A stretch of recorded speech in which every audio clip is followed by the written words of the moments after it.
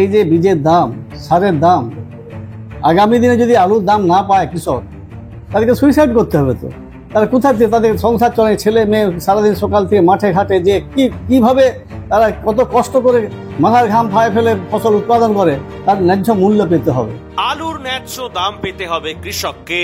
2024 সালে বাংলার কৃষকেরাও যেমন আলুর যথাযোগ্য মূল্য পেয়েছেন, আগামী বছরও যেন তারা আলুতে লাভবান হন সেই কামনায় করছেন আলু বীজ ব্যবসায়ী সমিতির প্রাক্তন রাজ্য সভাপতি শশাঙ্ক শেখর মাল। নমস্কার, আপনারা দেখছেন ইন্ডিয়া পটেটো নিউজ। এবছর কি গত বছরের তুলনায় রাজ্যে আলু চাষ বেশি হচ্ছে? যারা এবছর শেষ পর্যন্ত আলু রাখলেন তারাই কি তাহলে আসলি বাজিগর? আসন্ন দিনগুলো আলুর জন্য কেমন হতে পারে? এইসব প্রশ্নের উত্তর জানতে আজ আমরা মুখোমুখি হয়েছি পশ্চিমবঙ্গ রাজ্য আলু বীজ ব্যবসায়ী সমিতির প্রাক্তন রাজ্য সভাপতি শশাঙ্ক শেখর মালের। পাশাপাশি আমরা শশাঙ্ক বাবুর কাছে জেনে নেব আলু বীজ ও আলু সম্পর্কে নানান অজানা কাহিনী। সকাল থেকে সারা ভারতবর্ষের আলুর দাম, বন্ডের দাম পেতে প্লে স্টোর থেকে ইন্ডিয়া পটেটো মার্কেটের অ্যাপ ডাউনলোড করুন। এই গুরুত্বপূর্ণ প্রতিবেদনটি ঝড়ের গতিতে শেয়ার করতে ভুলবেন না। নিয়মিত আলুর খবর জানতে চ্যানেলটি সাবস্ক্রাইব করুন ও ফেসবুক পেজটি ফলো করে নিন। নমস্কার শশাঙ্ক বাবু। নমস্কার। নমস্কার sir, welcome to India potato. Sir, আমাকে একটু জানান যে উত্তর থেকে দক্ষিণবঙ্গে বর্তমানে পাঞ্জাব আলু বীজের এবং চাষের কি খবর রয়েছে আপনার কাছে? চাষের খবর এখন মোটামুটি এখনো ব্যাপকভাবে শুরু হয়নি। পোখরাজটা শুরু হয়েছে। পোখরাজের চাষ লেট হয়ে গেছে অনেকটাই, মানে বৃষ্টির ফলে। মানে এর ফলে আলুর বীজ পাঞ্জাবেও ঠিক মতো অ্যাভেলেবেল আসছে না, ওখানেও ওয়েদার খারাপ এবং পাঞ্জাবের দাম দিনের দিন ক্রমাগত বাড়িয়ে চলেছে। আচ্ছা, মানে ওইখানে দামটা বেড়ে যাচ্ছে? হ্যাঁ, এখানে ডিমান্ড আছে, মালটা যথারীতি অ্যাভেলেবেল আসছে না, এর ফলে মার্কেটটা ক্রমান্বয়ে বেড়ে যাচ্ছে। কৃষকরা বলছেন যে কিছু কিছু ক্ষেত্রে যে তাদেরকে নাকি বীজ কিনতে নাকি সমস্যায় পড়তে হচ্ছে, মানে বা অনেকে আবার কেউ কেউ বলছে নাকি যে কালো বাজারি হচ্ছে। মানে শুনতে খারাপ লাগলো, কিন্তু কোথায় কালো বাজারি হচ্ছে? আমার তো মনে হচ্ছে ঠিকঠাক দামে তো, যথেষ্ট ঠিকঠাক দামে তো বীজটা বিক্রি হচ্ছে। এই বিষয়টাকে নিয়ে কি বলবেন স্যার? ব্যাপারটা হচ্ছে আলুর যে ফুড আলু, আমাদের স্টোরের আলু দামের উপর ভ্যারি করে বীজ। আমাদের হিসাব ছিল বিগত দিনে 3:1, 3 বস্তা আলু বিকলে 1 বস্তা আলু বীজ পাওয়া যেত। আচ্ছা, সমস্ত বীজেরই তো দাম, আপনার সমস্ত সিড, ধান বীজ বলুন, পাট বীজ বলুন, আপনার সূর্যমুখী বলুন, সমস্ত বীজের দাম সবসময় বেশি থাকে। আমরা কিন্তু এখানে উৎপাদন বাড়া কমা হলে আলুর ক্ষেত্রে আপ ডাউন হয়। আচ্ছা। আর মোটামুটি স্যার আজকে বর্তমানে দাঁড়িয়ে মোটামুটি এদিকে আপনাদের ধরুন টোটাল দক্ষিণবঙ্গে বা উত্তরবঙ্গে কিরকম কি দামে জ্যোতি বা অন্যান্য ভ্যারাইটির বীজ মিলছে বলে মনে হচ্ছে? অ্যাপ্রক্স আইডিয়া এখন আপনার এখানে, আমাদের এখানে আলু বীজ ধরুন জ্যোতি 2500 থেকে 2700 টাকা। আপনার পোখরাইটা হচ্ছে 1500 থেকে 1700 টাকা, এবং নর্থ বেঙ্গল এরকমই দাম যাচ্ছে। বাঁকুড়াও প্রায় সেমই যাচ্ছে। আলু চাষীদের নির্ভরযোগ্য আলু বীজ ব্র্যান্ড রঞ্জিত থিন ফার্ম, কৃষকদের প্রথম পছন্দ। রঞ্জিত সিং টিএফ মার্কা বীজ, সুস্থ ফসলের গ্যারান্টি, কৃষকের সন্তুষ্টি। পশ্চিমবঙ্গের সব জায়গায় পাওয়া যাচ্ছে। রঞ্জিত থিন farm, Jalandhar, Punjab. Mobile number 9915225757 অথবা 9417347738। আচ্ছা। আর মোটামুটি স্যার খাবার আলুর যে বাজার, মানে এই যে বাংলাদেশে আলু রপ্তানির ফলে বাংলার বিশেষ করে উত্তরবঙ্গের আলুটার চাহিদা বাড়ছে বা নিকাশিও ভালো হচ্ছে, এর ফলে দামটাও ওখানে একটা হ্যাভক দাম হয়েছে উত্তরবঙ্গে। এই বিষয়টাকে নিয়ে কি বার্তা মানে বলতে চাইবেন? কিন্তু সাপ্লাই অ্যান্ড ডিমান্ড, চাহিদা থাকলেই দাম বাড়বে। চাহিদা ওখানে, ডিমান্ড আছে, দাম বাড়ছে। আবার এটাও শুনলাম নাকি যে বাংলাদেশে আলু যাওয়ার ফলে নাকি ওখানকার যে খোলা মার্কেট, মানে হিলি যে স্থলবন্দর হয়ে যে আলুটা যায়, সেখানকার খোলা মার্কেটেও খানিকটা দাম কমেছে। কিন্তু এইখানে যে সাধারণ মানুষরা, মানে আজকে আমি ধরুন কলকাতা থেকে এসেছি, আমি এটা আগের দিনও কোয়েশ্চেনটা করছিলাম, সাধারণ মানুষের হয়তো একটু আলুটা কিনে খেতে মনে হচ্ছে একটু যেন সমস্যা হচ্ছে, বা সবজি টবজির দাম ঊর্ধ্বমুখী।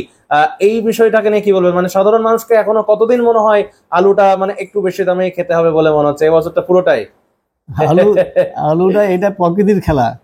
প্রকৃতি ক্লাইমেট যদি এবছর বৃষ্টি হওয়ার ফলে 1-1.5 মাস চাষটা পিছিয়ে গেছে, 1 মাসের যোগানটা এক্সেস হচ্ছে, যেটা আমরা নভেম্বরে সরকার বাহাদুর যেটা বলছেন নামিয়ে দেওয়ার জন্য, কিন্তু নামিয়ে দিলে লাস্টে জানুয়ারি মাস পর্যন্ত আলু লাগবে, 20 জানুয়ারি পর্যন্ত আলু লাগবে।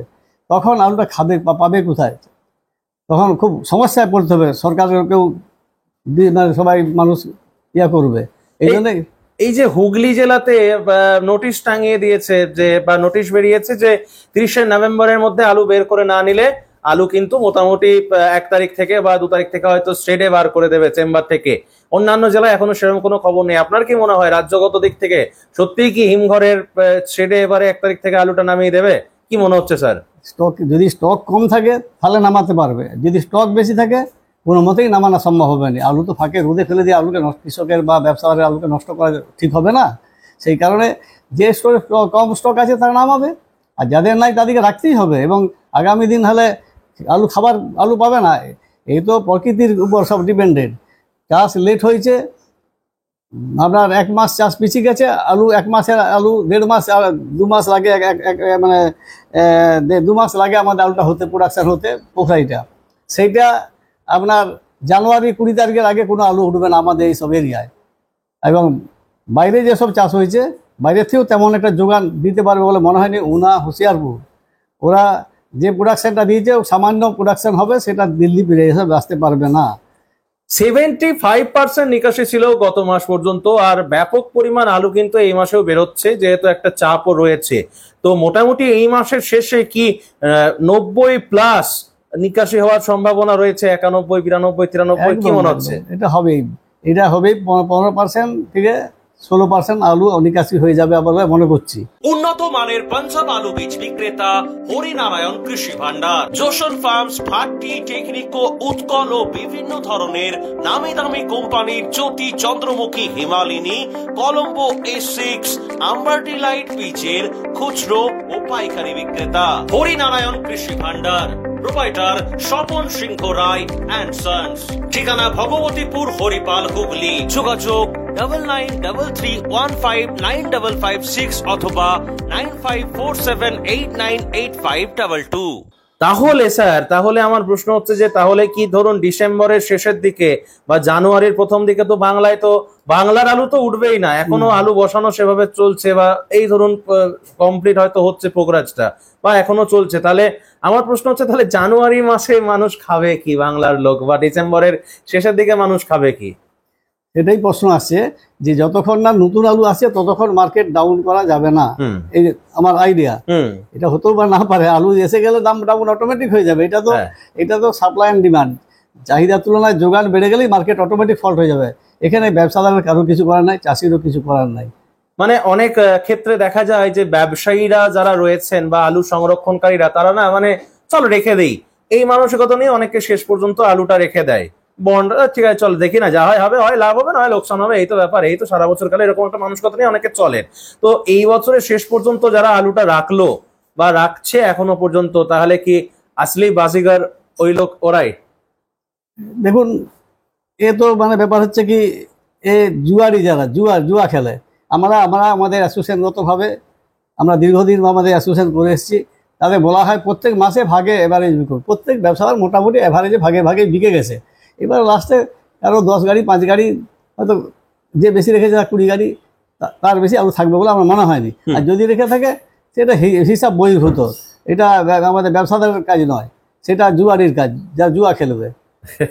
আর শেষমেশ প্রশ্ন হচ্ছে যে কৃষিদেরকে কি বার্তা দেবেন? কৃষকদেরকে এই যে ধরুন চাষ করছে বা এক এক সময় মনোবল ভেঙে যাচ্ছে, কৃষকদের চড়া দামে সার কিনতে হচ্ছে, কিছু কিছু ক্ষেত্রে তারা বলছে যে বীজটাও বেশি দামে নিতে হচ্ছে, আবার দেখা যায় যে উপযুক্ত ফসলের দাম পাওয়া যায় না, বিশেষ করে পোগরাজে। তো এত কিছু দিকগুলোকে একসাথে মিশিয়ে কৃষকদেরকে কি বার্তা দেবেন স্যার? দেখুন, কৃষকরা হচ্ছে আমাদের দেশের মেরুদণ্ড।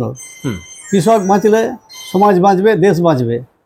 কৃষকদের যা দুরবস্থা, 2 পয়সা কৃষকরা যদি আলুতে না পায়, সব বছর তো পায় না, বিগত দিনে বহু 3 বছর লসকান খেয়ে এসছে। সেই ক্ষেত্রে এই যে বীজের দাম, সারের দাম, আগামী দিনে যদি আলুর দাম না পায় কৃষক, তাদেরকে সুইসাইড করতে হবে তো। তারা কোথায় থেকে তাদের সংসার চলে, ছেলে মেয়ে সারাদিন সকাল থেকে মাঠে ঘাটে যে কিভাবে তারা কত কষ্ট করে মাথার ঘাম ফায়ে ফেলে ফসল উৎপাদন করে, তার ন্যায্য মূল্য পেতে হবে। যদি ন্যায্য মূল্য না পায় তাহলে প্রচণ্ডভাবে ক্ষতিগ্রস্ত হবে এবং ওনাদের বিকল্প কিছু নেই। কৃষক বা ব্যবসায়ী এদের ন্যায্য মূল্য পাওয়ানোর জন্যই আমরা চারদিকে ছুটে ছুটে খবর করি।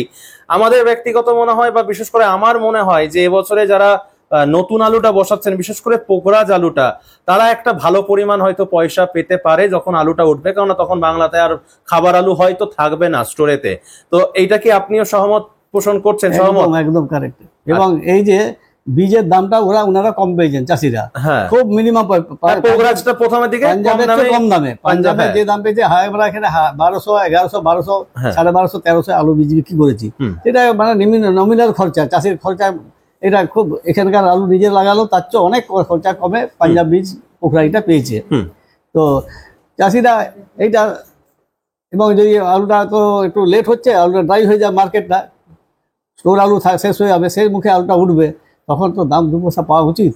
অরিজিনাল ভাট্টি SGS KF কেতন JF NAF TF সহ বিভিন্ন নামি দামি উচ্চ ফলনশীল সেরা পাঞ্জাব আলু বীজ মানে তারকেশ্বরের সারদা আলু বীজ ভান্ডার। ITC টেকনিক ও হিমালিনী ও মাহিন্দ্রা কোম্পানির কলম্বা স্পেশাল বীজের সেরা পরিবেশক তারকেশ্বরের সারদা আলু বীজ ভান্ডার। প্রোপাইটার প্রদ্যুৎ কুমার দাস, ঠিকানা PC রোড, তারকেশ্বর নতুন bus stand, Hooghly. Phone number 9434011411 অথবা 9933442118। আপনার ব্যক্তিগত মতামত কি বলছে যে এই বছরের চাষ বাংলায় কতটা বাড়তে পারে নাকি কম হবে জ্যোতি আলুর চাষ? গুরুত্বপূর্ণ প্রশ্ন, আমি কাউকে করিনি এবছর এখন পর্যন্ত, ফার্স্ট আপনাকে করছি। আলুর দাম বাড়লে কৃষকেরও আগ্রহ বাড়বে চাষ করার।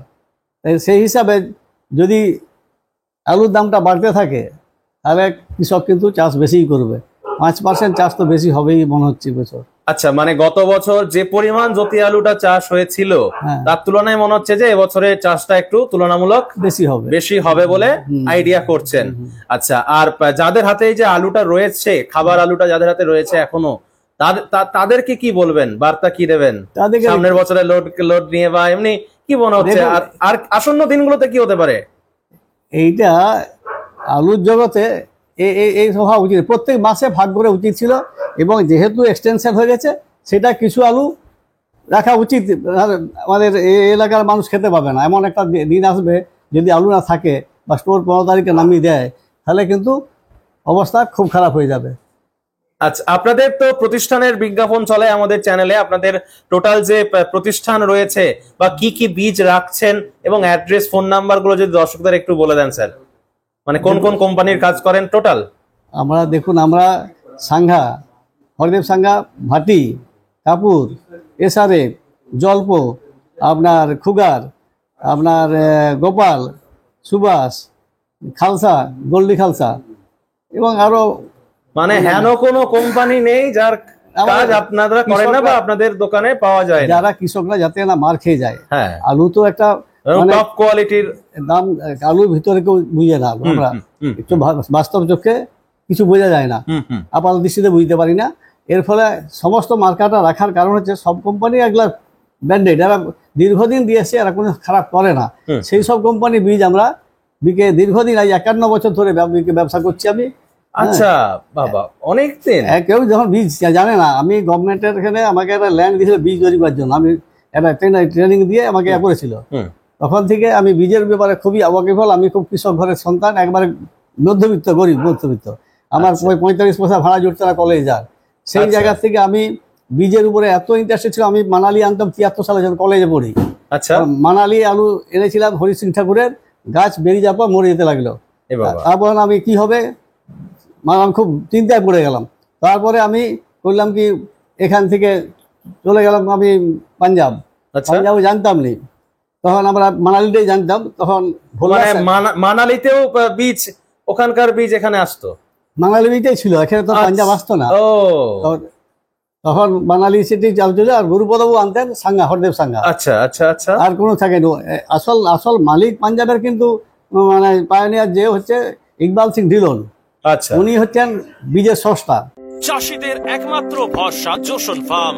জ্যোতি হোক বা পোকরাজ, হিমালয়ানি হোক বা সুপার 6, সব ধরনের আলু বীজের বিশ্বস্ত ব্র্যান্ড জোসন ফার্ম। রোগমুক্ত আলু বীজ, ফলনের রাজা, গুণগত মান ও দক্ষতার সাথে তৈরি নাম্বার 1 বায়োটেক আলু বীজের নাম জোসন ফার্ম। যোগাযোগ Joseon farm by Billah Joseon, 9417292279 অথবা প্রভুজিৎ সিং জোসন, 9464971504। ওকে, উনি এক্স এমপি ছিলেন। উনি প্রথম বীজ ওখান থেকে সাঙ্গা সাহেব শিখে দিয়ে এসব করে ওনারা সব সাঙ্গা, ভাটি, কাপুর আর ডিলন সাহেব এই তখন ছিল। আর কেউ থাকে না এখন, এত মানে বিজনেস হোটেল থাকে না, এত ব্যবসা থাকে না, এত লোকজন থাকে না। এখন এই বীজকে কেন্দ্র করে গোটা পাঞ্জাবের চরম উন্নতি, বাংলারও উন্নতি। বাংলায় কিছু থাকে না, মাটির ঘর, খড়ের চাল আর আপনার জিটা বেলা ছিল তাল পাতা, এই ছিল আমাদের দেশের বিয়ার। তো মানুষ আলু চাষ প্রথমে এখানে বাঁধাকপি, লঙ্কা টঙ্কা হতো, আলু তখন চাষ থাকেনি। আস্তে আস্তে এইভাবে চাষিকে নিয়ে যে সার বীজ দিয়ে চাষ শিখালাম, দেওয়ার পর মানুষের উন্নতি হয়েছে। আমি খুব এর জন্য গর্বিত, আনন্দিত। আচ্ছা, মানে অজানা একটা কাহিনী শুনলাম। স্যারের যে প্রতিষ্ঠান, একদম অ্যাড্রেসটা একটু ল্যান্ডমার্ক সহ একটু বলে দিন যে এক্স্যাক্টলি চন্দ্রকোনা রোডের কোথায় এটা রয়েছে। এটা মেন চন্দ্রকোনা রোড, দাড়িগেড়িয়া বলে, মৌজাটা দাড়িগেড়িয়া। ওকে, আর এমনি পোস্ট দাড়িগেড়িয়া ভায়া সাতবাঁকুড়া ডিস্ট্রিক্ট, পশ্চিম মেদিনীপুর। পিএসটা কি গড়বেতা? এটা পিএস গড়বেতা। আচ্ছা, ফোন নাম্বার একটু যদি বলতে চান, আপনার যদি নাও বলতে পারেন, আপনাদের যদি আদার্স কোনো কন্ট্যাক্ট নাম্বার থাকে সেটা যদি বলেন মুখস্থ থাকলে। 8972। আচ্ছা, একটু দেখে নিন 8972 637। আচ্ছা, এটা কি আপনার পার্সোনাল নাম্বার? এটা পার্সোনাল নাম্বার। আচ্ছা, আর এমনি আদার্স কোনো অন্য কন্ট্যাক্ট নাম্বার যদি থাকে? আরেকটা আছে আমারই, 9434 আচ্ছা 005001। বেশ, অসংখ্য ধন্যবাদ স্যার। আলু কৃষক এবং কৃষি নিয়ে, সঙ্গে আলু বীজ নিয়ে টোটাল এই এক্সক্লুসিভ জানকারিটা আমার দর্শকদের দেওয়ার জন্য অসংখ্য ধন্যবাদ স্যার। আমিও ধন্যবাদ জানাই ইন্ডিয়া পোটাটোকে, যে ওনারা এই যে ঘরে ঘরে দুয়ারে বিজনেসের ব্যাপারে, কৃষকদের ব্যাপারে যে ওনারা এইভাবে অগ্রণী ভূমিকা নিয়ে মানুষের যাতে জীবন জীবিকার প্রশ্নে উন্নতি হয় তার জন্য চালিয়ে যাচ্ছেন। এর জন্য আমি অশেষ ধন্যবাদ। ওনাদের কী বলে ধন্যবাদ জানাবো, শেষ নাই। আপনারা কাজ চালিয়ে যান, আপনাদের শ্রীবৃদ্ধি হোক, আরও কৃষকের স্বার্থে আরও বেশি করে আপনারা দেখা করুন। কৃষক বাঁচলে দেশ বাঁচবে, সমাজ বাঁচবে, সংসার বাঁচবে, সব চলবে, দেশ চলবে না। দেশ নাহলে রসাতলে চলে যাবে। সমস্ত পয়সা যদি কৃষক পায়, গোটা মার্কেটটা একটা স্থির থাকবে, অশান্ত হয়ে যাবে মার্কেট। এই অনুষ্ঠানে সম্প্রচারিত সমস্ত বক্তব্য বক্তাদের নিজস্ব ব্যক্তিগত মতামত। এই অনুষ্ঠান বাজারের নির্ধারক নয়। অনুগ্রহ করে ব্যবসায়িক পদক্ষেপের পূর্বে নিজের বিচার বুদ্ধি কাজে লাগিয়ে সিদ্ধান্ত নিন। আলু রাখা বাজারগত ঝুঁকি সাপেক্ষ। আলু রাখার পূর্বে ইন্ডিয়া পটেটো অ্যাপ থেকে বিগত বছরের লোডিং আনলোডিং রিপোর্ট ও তার পরিপ্রেক্ষিতে আলুর দামের ওঠানামা দেখে নিন। আলুর সব খবর এখন একটা অ্যাপেই। আলুর প্রাত্যহিক বাজার দর, আলুর সর্বভারতীয় বাজার দর, আলুর সকালের বাজার দর, লোডিং আনলোডিং রিপোর্ট, বিগত 10 বছরের আলুর তথ্য, সারা ভারতবর্ষের 20,000 আলু চাষী ও ব্যবসায়ীদের তথ্য এখন আপনার হাতের মুঠোয়। প্লে স্টোর থেকে আজই ডাউনলোড করুন India potato market rate app. 2012 সাল থেকে প্রতি মুহূর্তে আপনার সঙ্গে।